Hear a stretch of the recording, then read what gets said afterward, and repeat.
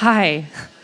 Thank you, everyone, for gathering in this room. I know it's a very full lecture this evening, so I appreciate for those that haven't already scooted in, if there's any open seat, you can, of course, give it up to somebody that might be headed into the room soon. I'm Kelly Kivlin. I'm Associate Curator here at DIA, and I'm also coordinator of the Artist and Artist Lecture Series. And it's really a pleasure to welcome Trevor Paglen tonight, who will be speaking on Robert Smithson. For those that don't know, the Artist and Artist Lecture Series was started in 2001, so we're in our 15th year. And it continues to be a beloved program where we invite artists to ruminate on various artists in our collection, our exhibition program, and our performance program. So each fall we invite 3 to 4 artists to do this, and actually starting this fall we have initiated a new publication series that is based on this public program. The first book in the series will be dedicated to Hanar Darboven, who we're opening an exhibition of next door a week from Saturday. And it will include 4 artists' voices that have spoken on Darboven in the past 15 years. So look out for that. It should be released sometime in December. I also want to thank the New York City Department of Cultural Affairs for their generous support of the program, and also to Brooklyn Brewery for the beer. And I want to give a warm welcome to my colleagues, Max Hanone for his assistance in AV and technical, and Francesca Legalbo, who helps in all details related to the coordination, as well as Mary Catherine Youngblood, who takes care of visitor services. It's also an honor to have Paglen speaking on the work of Smithson, who is an artist that DIA has long championed, from our long-term collection installation at DIA Beacon, as well as to our stewardship of the Spiral Jetty in Utah. I'm now thrilled to welcome DIA's assistant curator, Megan Whitco, who worked closely with Trevor on this lecture, and she is going to introduce him tonight. Thank you again for coming.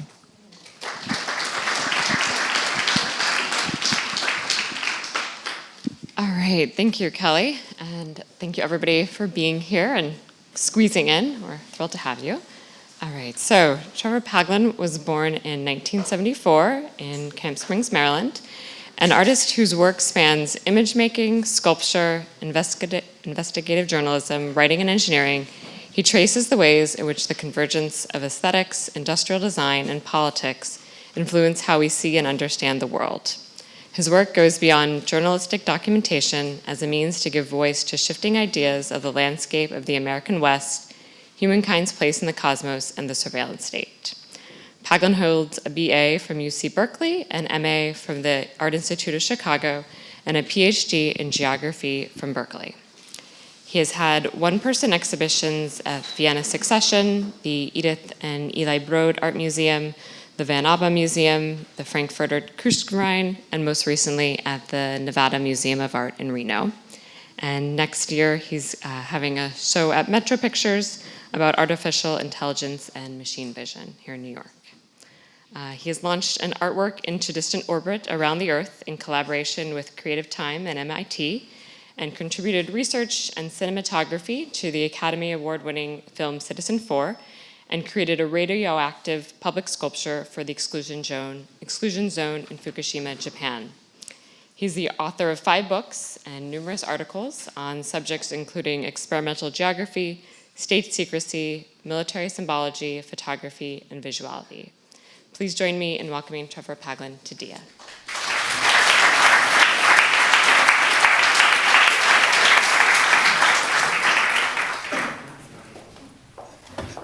Thank you. And thank you all so much for coming here. It's really, really wonderful to be here. I want to thank the DIA Foundation. You guys have been awesome, especially I want to especially point out Alexis and Megan and Claire. Metro Pictures is here. Love you guys. Helene, Janelle, Allison, Ryan, Holly. And there's another person here that I want to give special thanks for today, which is here in the first row, Kate Crawford, who actually kind of wrote this talk with me. I mean, I was really, Smithson was driving me crazy. I was like, I can't figure this out. This guy's so annoying. And she's like, well, okay, let's sit down and crack it. And we spent a day, and I think we uncracked some stuff and figured it all out. So thank you, Kate. Thank you, Metro Pictures. Thank you, DIA. And thank you all for coming here. this is me. And one of my earliest memories is a memory of the desert, actually. But it's not actually a memory of the desert so much as it is a memory of an imagination of a desert. And what was happening, I was about 3 or 4 years old at the time, and we were living in El Paso, Texas. And we had just been told that we were going to move to San Francisco, to the Bay Area. And what we were going to drive there. So we're going to pack up the family in the car and move there. And I remember my dad being really worried about a particular stretch of that drive, which was going to be through the Mojave Desert. And he was really worried that in the desert something could happen, that we could run out of gas or break down, or we wouldn't be able to find help. And I think he went so far as to buy a CB radio for the car in case something went wrong. And so as a very small child, I had got the impression of the desert as a kind of vast, empty, and lifeless space, a space that is not like us, and a space that is not for us. And it would be a kind of space that one would traverse as quickly as possible in order to get to another island of life on the other side of it. And so the desert, in my young mind, was always something vast and foreboding. And I didn't start deliberately going to the desert until many, many years later, because I was 3. But I started thinking about the desert as a destination in and of itself around 2002 or 2003. And what was happening at that time is that I had started looking at prisons, and in particular started researching a network of CIA prisons that the CIA was building around the world. And they were using them to disappear people and torturing them and doing horrible things. And I had a question: was how do you create a place that doesn't exist, right? How do you make a secret place? And it turned out that these secret CIA prisons around the world, I'd realized, were modeled on a series of Air Force bases in Nevada, Utah, and Arizona, places in the American West that were also much longer standing kind of secret bases. And I wanted to find them. I wanted to see what they look like and to try to understand something about those landscapes. And so I spent long hours looking at USGS topo maps and dirt roads and mile markers and all kinds of notes, trying to figure out where these installations were and trying to find ways in which you could find viewpoints, like finding mountaintops where you might be able to see one of these things in the distance or that sort of thing from the tops of public lands. And, months, I've been working on this for a while, and I finally convinced my friend Aaron Gatch that we should do this, okay? And I finished seminar one afternoon, and I got in my Acura, and I drove over to his house and picked him up. And we started driving all through the night. We drove through Sacramento and Reno, over the Sierra Mountains and down the other side and into Fallon, Nevada, and through Fallon, through Tonopah, all in the pitch black of night. And around dawn, we arrived in the kind of first part of the Basin and Range, which is a valley called Railroad Valley, really in the middle of Nevada. And the Railroad Valley is on about a stretch of highway that's about 260 miles long, that's more or less completely uninhabited.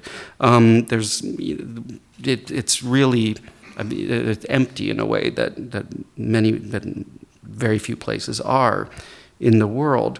And we knew that in one of the valleys around us, or in several of the valleys actually, were these military installations where people would be flown into the middle of the desert every day from Las Vegas and Southern California to work in these very isolated facilities.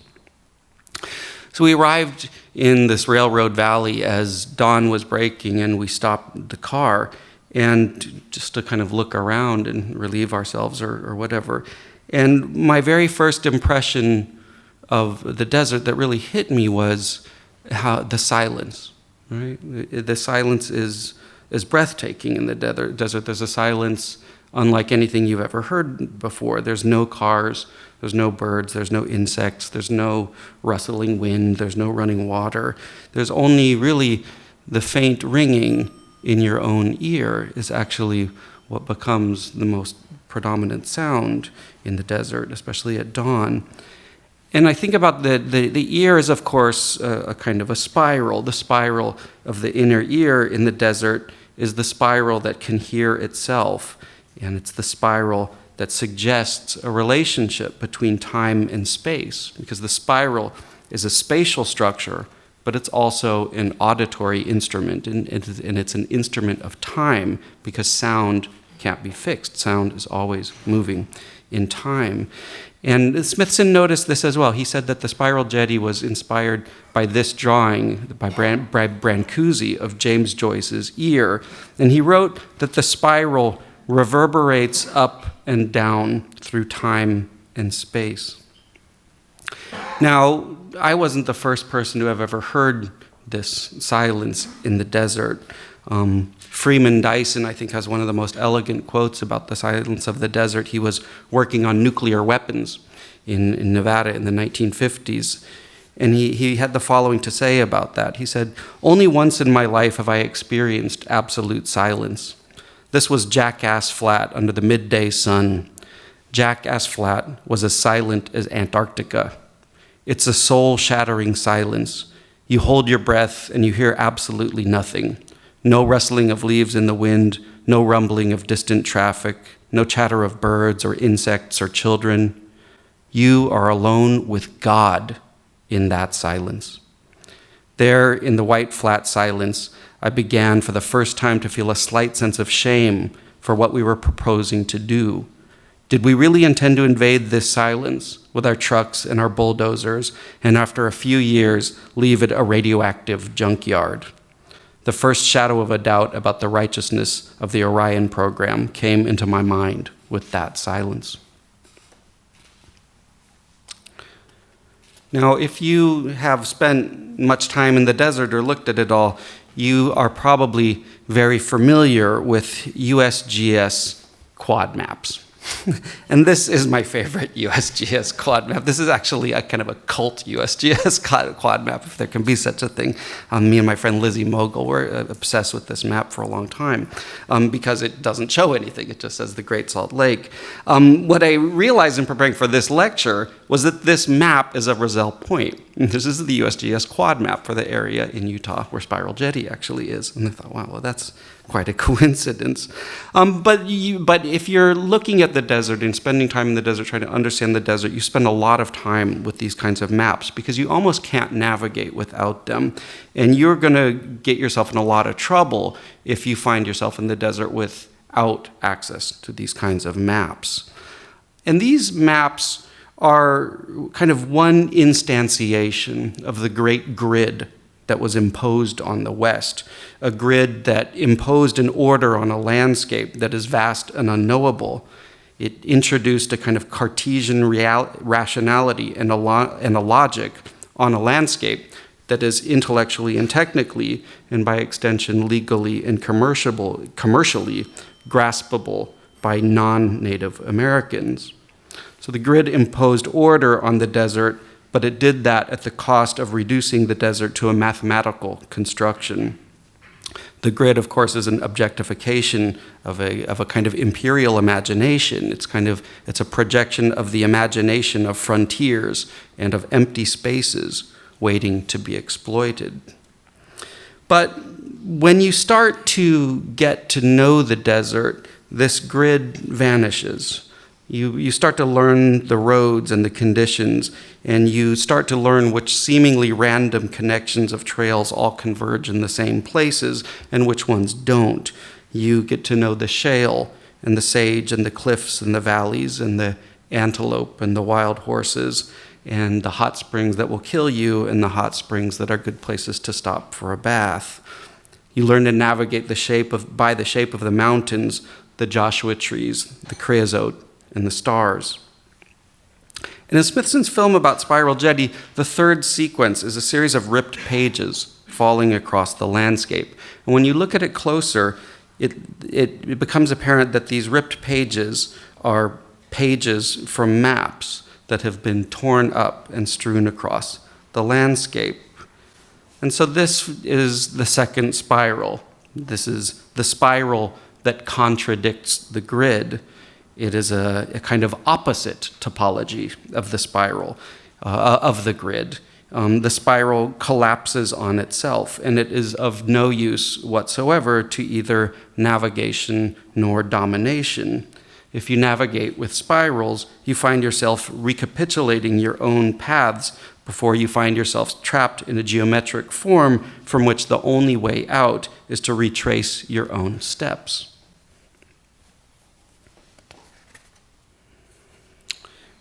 One of the things that happens in the desert is that your senses become very amplified in ways that they're not in other kinds of environments. And on that first trip to the desert, my friend Aaron and I had driven all night and heard that silence of the railroad valley. And we drove on through that silence over the Queen City Summit, through the Sand Springs Valley, over the Coyote Summit, through the Tickaboo Valley, over the Hancock Peak. And we eventually found a dirt road by a mile marker south of a little town called Alamo. And we drove down that dirt road about 20 miles and found ourselves at the base of the tallest peak in the Pahranagat Range. We got out our camping equipment, and we started hiking, and we hiked to the first summit. We made a camp in the snow. And then we started hiking up further through snow-covered shale. It was a false summit. More snow, more shale. The sun is setting in the distance.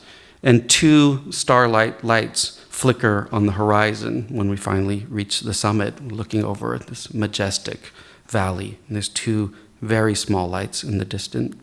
And these 2 lights are not on a map. They're not supposed to be there. And that's it. That's all there is to see.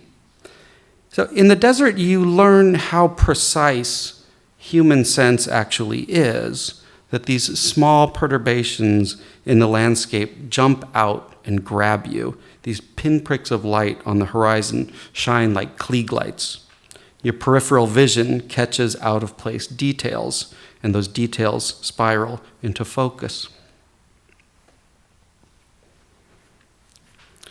Footprints, of course, stay in the desert for a long time, and history becomes a part of the visible landscapes.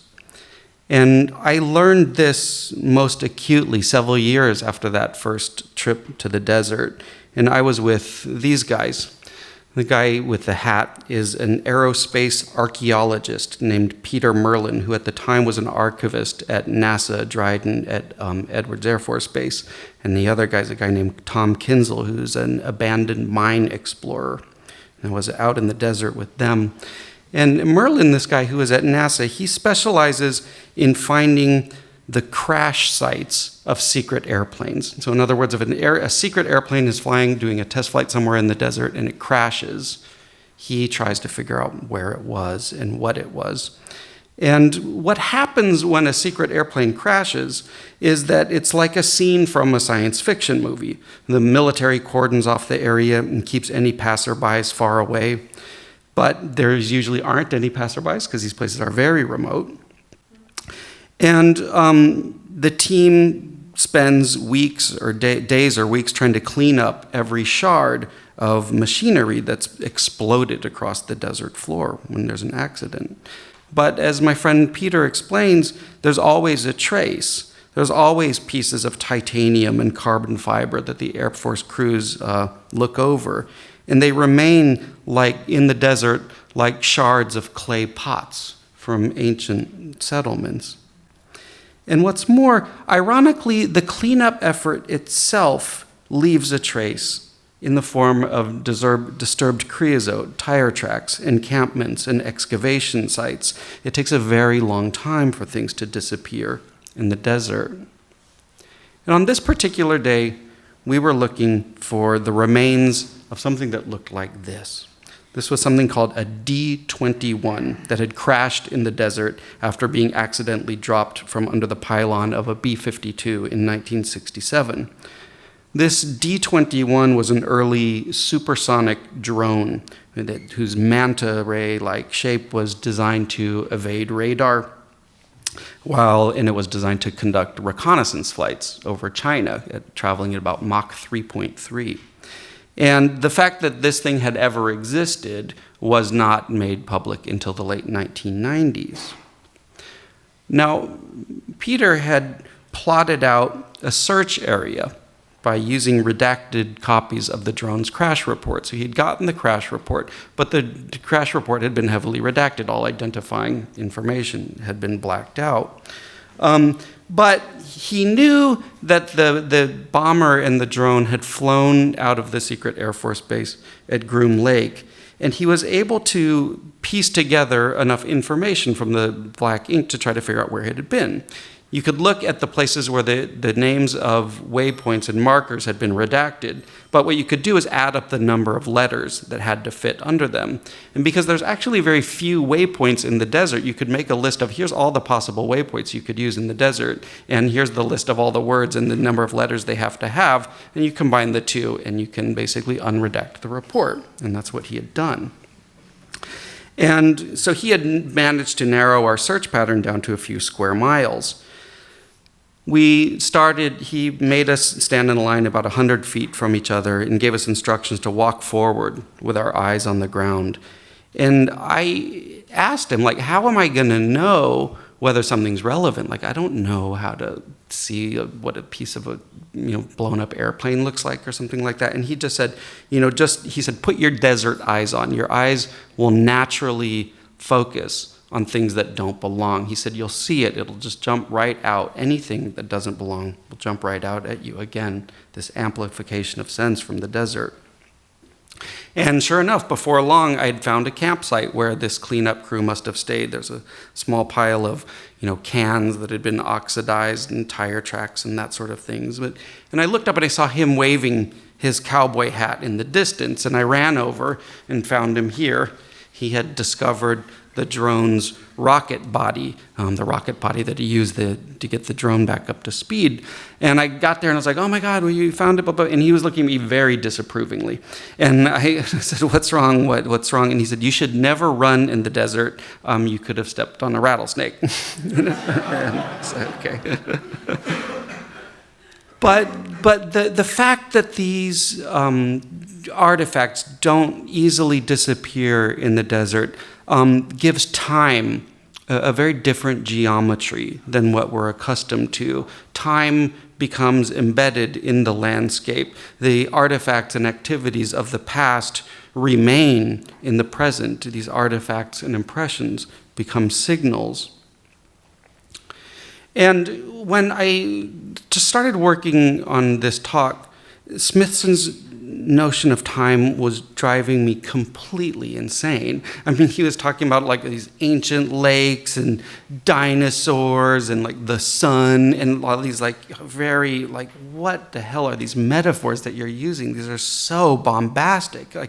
And what I guess I realized after a while is that actually Smithson is not talking about time, or he's not really interested in time. That's actually not the framework that he is using. And that he is actually interested in duration. And duration is very different than time. And Alexis pointed out to me that he had been reading George Kubler's book, The Shape of Time, and Kubler was an archaeologist and art historian. And I think this is where Smithson gets his philosophy of time or duration from. And in fact, it's very obvious once you know it. But Kubler's art history is an art history of duration, where duration is a sustained note passing through time and giving shape to it. And for Kubler, archaeological works are signals that pass through time like radio waves going through the cosmos. And duration is not Newtonian. Duration is not absolute. Duration cannot be measured by the tick of a clock. It cannot be measured by the ticking of a metronome. And although I'm not a Kubler scholar or a Smithson scholar, obviously, Kubler is almost certainly getting this idea of duration from Bergson, although he doesn't really cite Bergson in the book. But Bergson had a very telling link of the relationship between time, duration, and art. Because for Bergson, duration can only be known through intuition and through images that can never be complete. Duration can only be known through intuition and through images that can never be complete. So Kubler is building on Bergson's idea, which is that for Kubler, these artworks and archaeological artifacts are the means by which we learn about history, right? We learn about history from looking at artifacts, but at the same time, these forms of knowing that we construct about history can only be incomplete because we can only see these artifacts, or we can only see the past through the historical framework that we have. We can only ever see it through contemporary framework. And because those contemporary interpretive frameworks are constantly changing, the past itself is constantly changing. And here's a good example of that. If we go, this is very clear when you look at cave paintings, for example. So in the 1940s, there was a kind of advent of a huge amount of interest in cave paintings, mostly because the cave at Lascaux had been discovered in southern France. It was an amazingly rich find. And you can see a history of interpretations of cave paintings. So in the 1940s, in the middle of the Second World War, for example, with just unbelievable amounts of violence happening through the world, George Bataille interpreted the cave paintings at Lascaux as being a kind of self-acknowledgement of the deep violence of human nature, right? In the 1950s, Henri Borel exemplified a second prevailing interpretation, which were, for him, these paintings were triumphalist representations of successful hunts, right? Or even weapons themselves that could be used in hunts. You make a representation of something as a means of acquiring power over it. But the 50s gave way to the 60s, and we have the baby boomers and acid and all this kind of stuff. And David Lewis Williams went on to propose another predominant prevailing interpretation of cave paintings, which is that they became parts of shamanistic rituals, enveloped in ancient magic.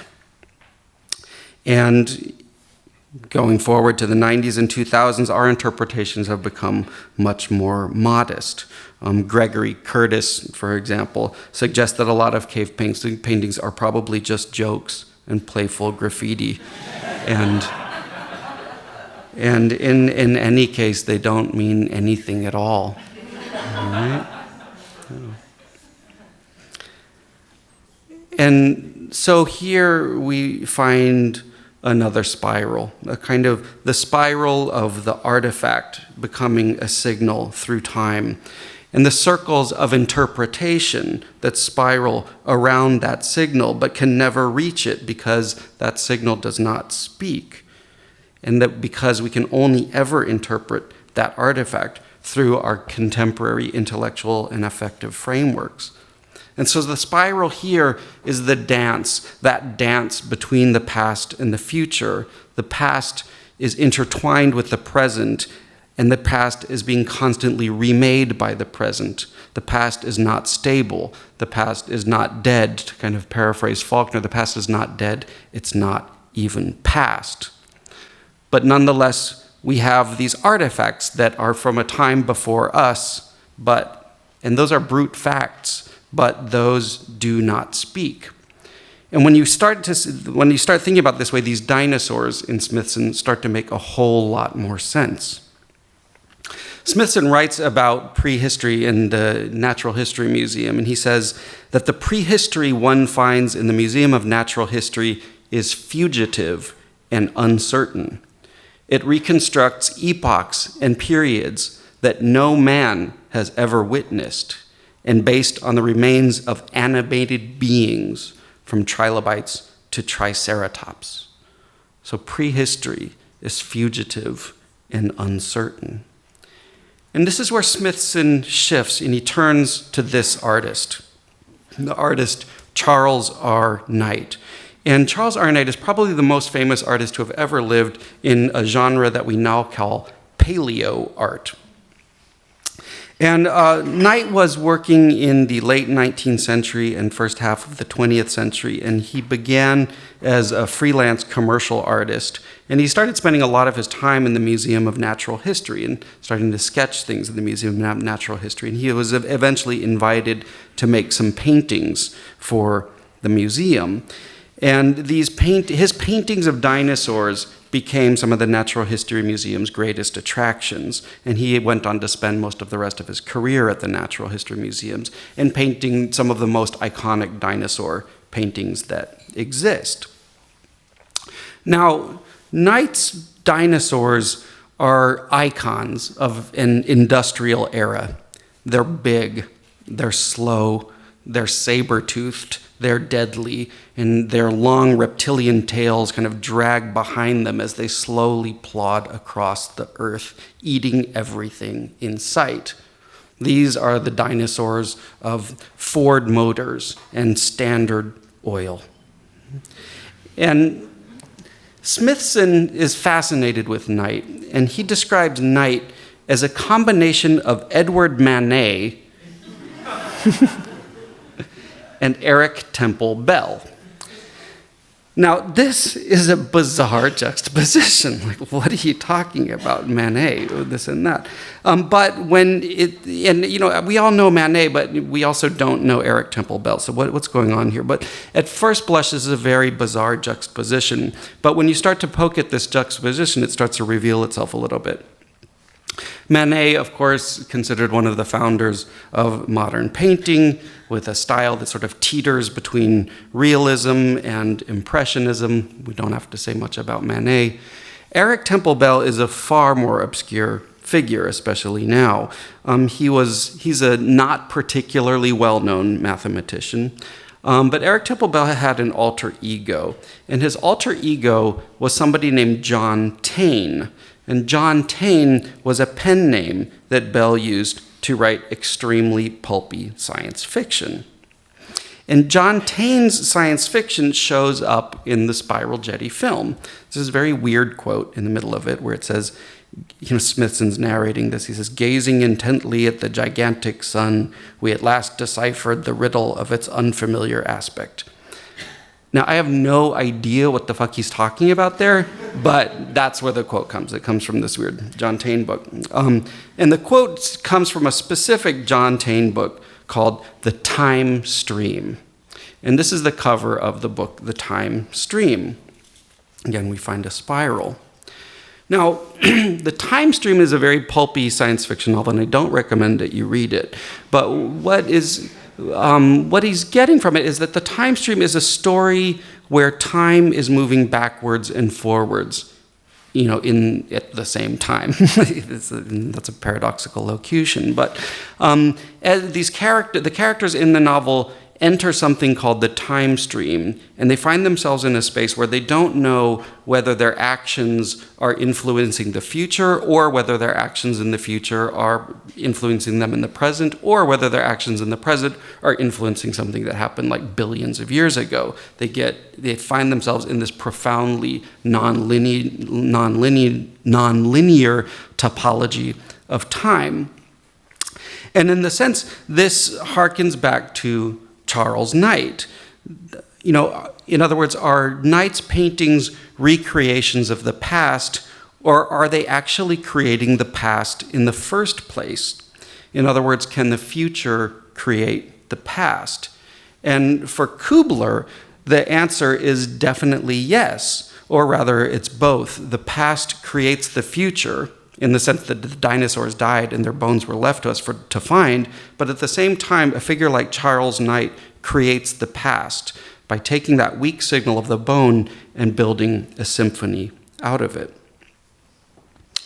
So in that sense, Knight is a synthesis of Manet and tame. And the dinosaur paintings are somewhere between impressionistic and realistic. They're motivated by the signals from the past, but those are the signals of these long dead animals, but the bones do not speak, and the dinosaurs, after all, are extinct. Nobody has ever seen one.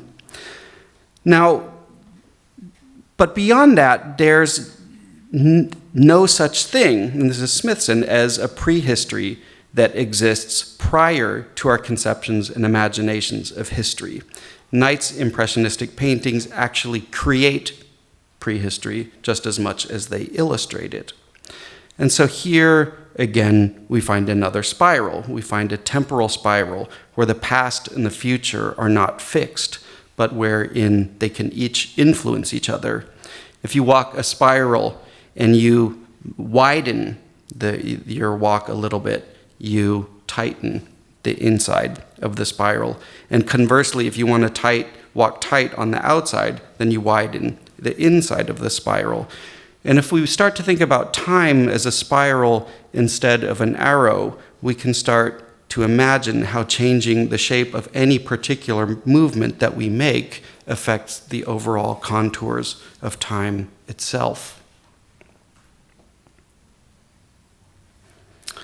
The red color in the interstices of the spiral of the spiral jetty is the red algae that Smithson makes so much of. And here he finds a kind of temporal void, an absolute condition of history and of life. And this is the void of time that exists in Kubler when there are no signals, when there are no artifacts from the past, an absolute backdrop to existence, despite the fact that it only exists in the negative. Right? The interstices are the negative of the signal. So the void then becomes the condition of possibility of signals, of time, and of history. And Smithson said that he found this in the paintings of Ad Reinhardt. Now, I've spent many, many years combing the desert around Spiral Jetty, looking at the landscapes and the histories that surround it. And although this map of Roselle Point shows a blank blue grid, the landscape around Spiral Jetty is anything but empty. But the landscape tends to be littered with the kinds of places that pop up when it's useful to have a non-place, to have a nowhere, to have a blank spot on the map. Blank spots on the map are never blank. The blank spot on the map is usually blank because whatever's under there is something that somebody doesn't want you to see. In the vague spatial spirals that I've made around Spiral Jetty, I've explored a lot of these blank spots on map. And one of these outer spirals might be Creech Air Force Base in Nevada, where most of the remote-controlled drones operated by the CIA are flown via satellite. Then there's this Groom Lake, the kind of archetypal black site in the desert whose lights I had first seen on my first trek to the desert. Spiraling closer, we get to the NSA's massive Utah data center, which was built to process, store, and search, often illegally, the bulk of the world's digital communications. We find the Dugway Proving Grounds, the chemical and biological weapons testing ranges where the Army cultivates anthrax, and where in 1968, an event that's been unexplained to this day, although it involved nerve gas, killed 6,000 sheep in the neighboring Skull Valley. And then we find this, just north of Spiral Jetty, is a factory owned by a company called ATK. They were previously called Thiokol. And this is where the first nuclear missiles were developed and where the MX missile was later developed, which is also known as the Peacekeeper missile. And this was a missile that was designed to rain multiple nuclear warheads from space on any point in the world if they wanted to. There's the hangar of the Enola Gay. the airplane that dropped the first nuclear bomb on Hiroshima. And close by is another place called Germantown, where the army built replicas of German and Japanese villages and cities down to the details of the furniture and furnishings so that they could perfect the art of firebombing German and Japanese cities during the Second World War. Spiraling around some more, we find the Bingham Mine, where the Guggenheim family made much of their fortune by creating the largest man-made excavation in the world in a shape that somehow strangely resembles an inversion of their famous museum.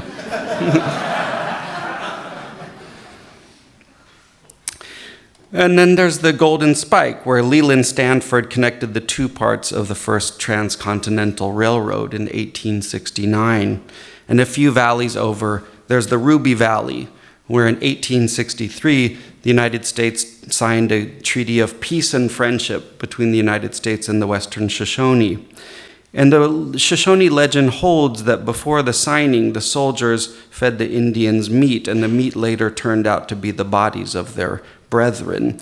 And to this day, Shoshone elders like Raymond Yowell and Carrie Dan contest the federal occupation of their traditional lands, pointing out that the treaty actually never acceded sovereignty to the U.S., and they've been active protesters against nuclear weapons, mining, and other kinds of violence that have been done to the land.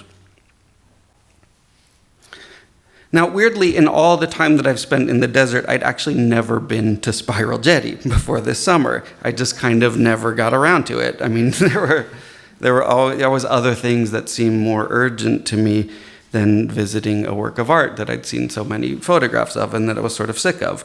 And I went there for the first time in August, mostly in preparation for this talk. And the road there it's exactly like it is in the film. You drive through the desert, and you drive, and you drive, and you finally come to a clearing, and there it is. And it's beautiful. It's a genuinely extraordinary place, much more so than I had expected it to be.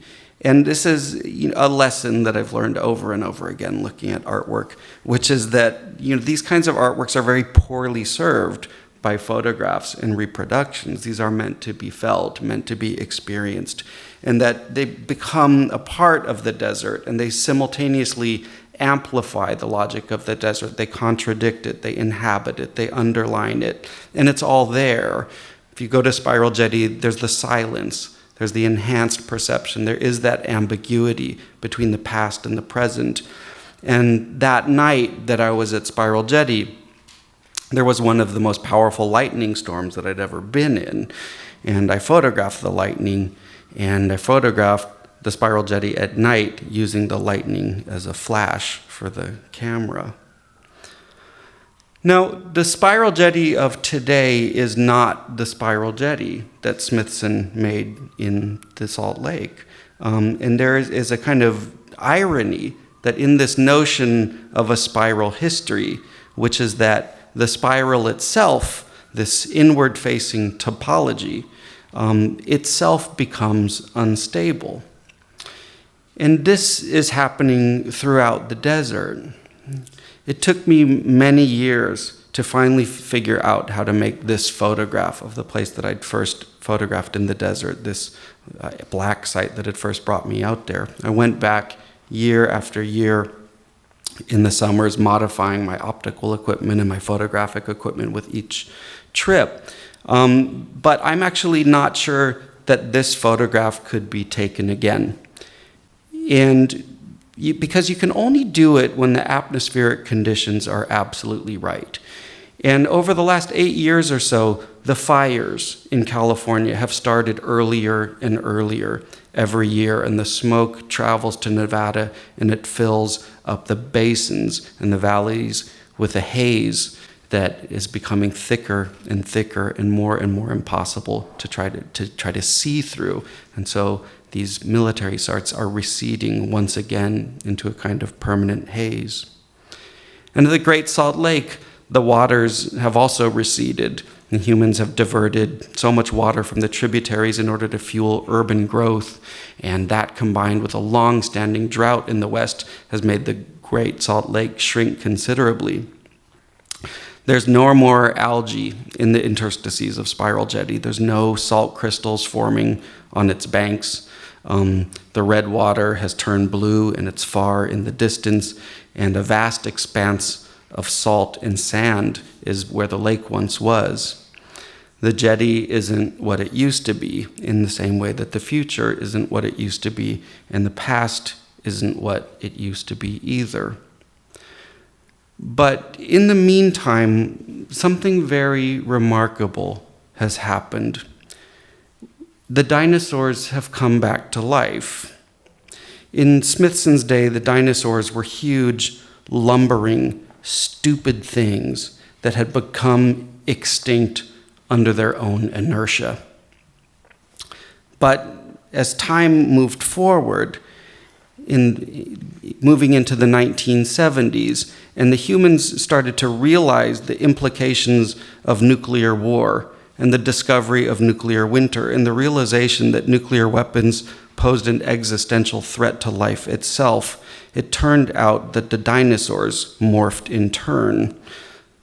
The dinosaurs, it turned out, had gone extinct when a giant meteor smashed into Earth, unleashing the devastation of 1,000 nuclear weapons and making the planet uninhabitable to the prehistoric megafauna. But more recently, the 80s gave way to the 90s. The dinosaurs have underwent a different transformation.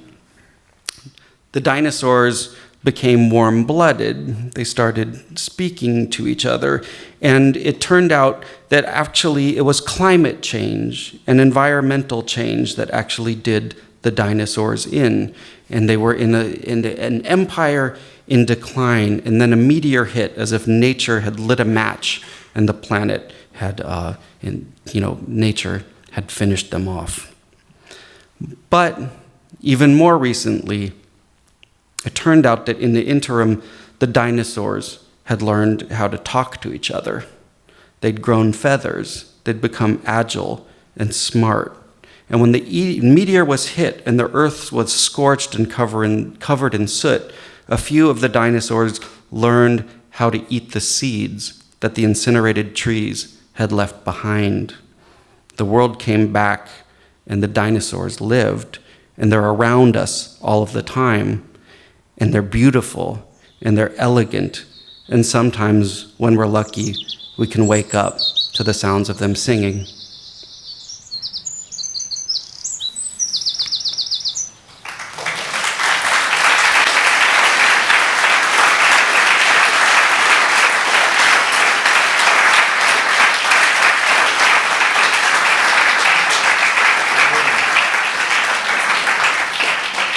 Thank you so much, Trevor. That was endlessly fascinating. I think I'll be revisiting that many times over.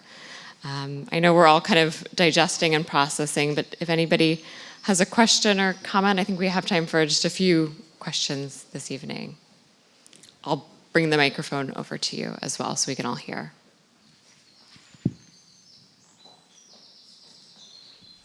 Awesome, no questions. Let's go, please.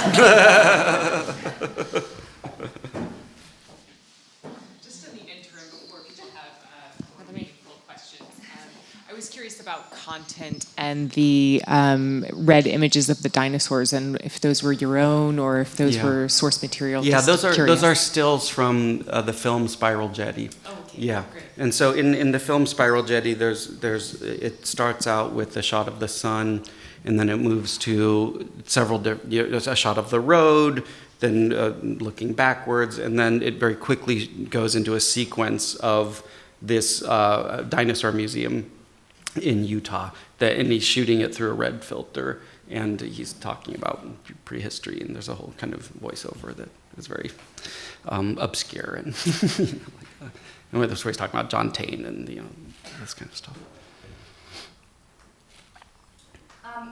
So it sounds like you have somewhat of a contentious relationship with Robert Smithson. No, not really, but yeah. No, but, I mean, but you have your doubts about his work, or those bomb mask as metaphors. So why did you want to talk about him? What made you want to delve into I think it was because I obviously have a lot of the same kind of interests, and I know these landscapes really well, as far as somebody who hasn't lived there for centuries, and I think that was what I wanted to engage with. And at a broader level, he's interested in geography and geology and all these things that I have long connections to as well. But I think the thing was also that I forget if it was Alexis or something like that, and they were asking me what artist I wanted to talk about, and I said, oh, well, Smithson, but that would be too obvious, so we're not going to do that. And she said, oh, really? Like, nobody ever talks about Smithson? And I was like, why not? And she was like, everybody's scared. And I was like, okay, challenge accepted,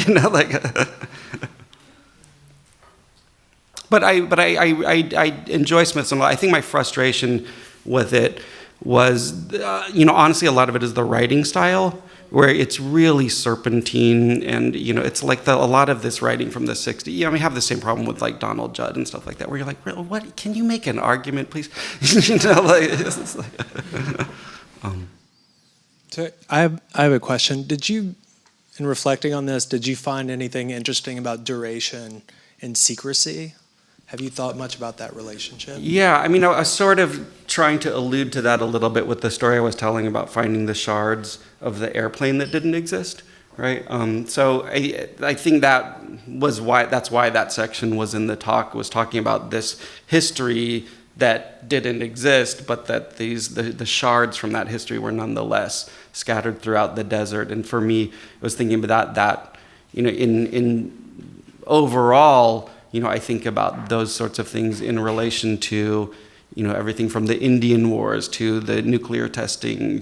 There's a whole history of violence in these kinds of landscapes that are obfuscated in a way, but whose traces are very much on the landscape if you pay attention.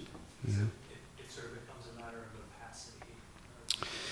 Yeah, I wouldn't really use the opacity so much as, the fact that the past is present, right? In the sense that the past is present, and like literally and metaphorically as well.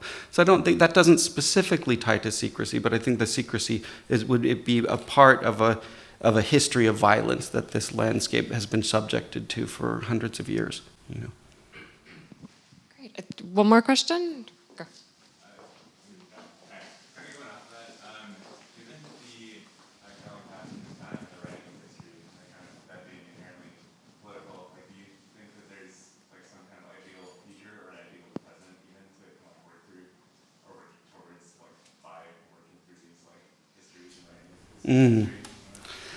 I think that there's a political answer to that and a philosophical answer to that. I guess the philosophical answer is no. It's not, there's no ontologically better. You can, history can, this is what Bergson is saying precisely. These kinds of histories can only be understood through representations and intuitions. And representations have to be, are only imbued with meaning by the contemporary culture that is using them, right? So we can only know the past through images that we create of the past, and that is what the past is, right? Now, there's a whole version of philosophy that would strongly dispute that. We're not going to get into that. But in this question of, can you find normative? Is there an ethics to that? Absolutely. This is like the project of feminism. This is the project of, queer studies. This is the project of the civil rights movement, is to try to reclaim the past, right? And try to rewrite, marginalized peoples into it, trying to expose the violences on which the present is built upon. So there's absolutely a politics to the rewriting of the past, or the writing of the past. There's no rewriting of the past. You can only ever write the past, right? So absolutely. I guess those are my answers to that question. All right. Well, I think we'll end it there. But thank you, everybody, for coming out, and hopefully we'll see you at another Artists on Artists again soon. Thank you.